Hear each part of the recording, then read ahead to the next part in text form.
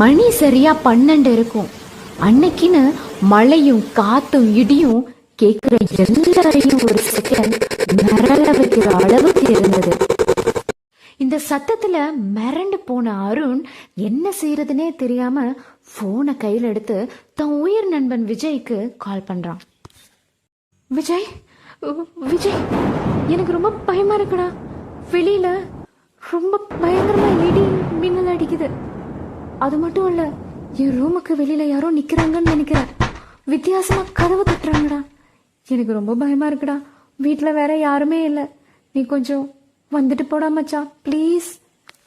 எப்படி 4வது மாடி ஏறி வந்து உங்க வீட்டை திறந்தவனுக்கு ஒரு ரூமை திறக்க முடியாம வெளியே நின்று தட்டிட்டு இருக்கான். அதை நீ பொறுமையா என்கிட்ட சொல்லிட்டு இருக்க, அப்படிதானே? ஏன்டா மச்சான், வேற ஏதாவது புதுசா ட்ரை பண்ண வேண்டியதானே? மச்சான், டேய், அவன் உள்ள வந்துட்டான்னு நினைக்கிறேன். ரூம்ல லைட்ஸ் எல்லாம் ஆஃப் ஆயிடுச்சு. என் பின்னாடி யாரோ நிக்கிறாங்க. என் காது சவுண்ட் கேக்குது மச்சான். என் முன்னாடி நிழல் மாதிரி ஏதோ தெரியுது. எனக்கு ரொம்ப பயமா இருக்குதா. நிஜமா, நான் உண்மையாதான் சொல்றேன். டேய், எனக்கு எப்படியாவது ஹெல்ப் பண்ணுடா. எனக்கு என்ன பண்றதுனே தெரியல. அருண், நீ அங்க நிக்காத, கதவை திறந்துட்டு ஓடுடா. எதுக்குடா இன்னும் வெயிட் பண்ணிட்டு இருக்க? ஓடுடா மச்சான். மச்சான், அது கொல்ல போறதுன்னு நினைக்கிறேன். எப்படியாவது எனக்கு காப்பாத்துடா மச்சான்.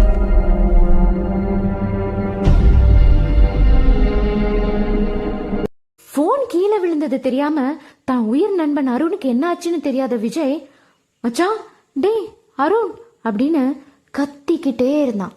ஒரு பெரிய அமைதிக்கு அப்புறம் ஒரு குரல், விஜய்.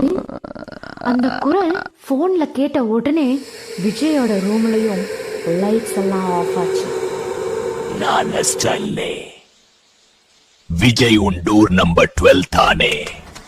இப்படி அது சொன்ன அடுத்த நிமிஷமே விஜயோட ரூமுக்கு வெளியில டோரும் வித்தியாசமா ஆக்ரோஷமா யாரோ தட்டுற மாதிரியான சவுண்டு விஜய்க்கு கேட்டது. டோர்ல இருந்த சின்ன ஓட்ட வழியா வெளியில யார் நிக்கிறாங்கன்னு பாக்குறான். பயந்து கீழே விழுற விஜய்க்கு அடுத்து என்ன ஆச்சு அப்படிங்கறது உங்களுக்கு தெரிஞ்சதுன்னா கீழே கமெண்ட் பண்ணுங்க. இந்த வீடியோ பிடிச்சிருக்கு அப்படின்னா லைக் பண்ணுங்க. மறக்காம நம்ம சேனல்ல சப்ஸ்கிரைப் பண்ணுங்க. இதே மாதிரி வேற ஒரு இன்ட்ரெஸ்டிங்கான கதையோட சாஜி சொல்லும் கதைகள்ல நான் உங்களை மீட் பண்றேன்.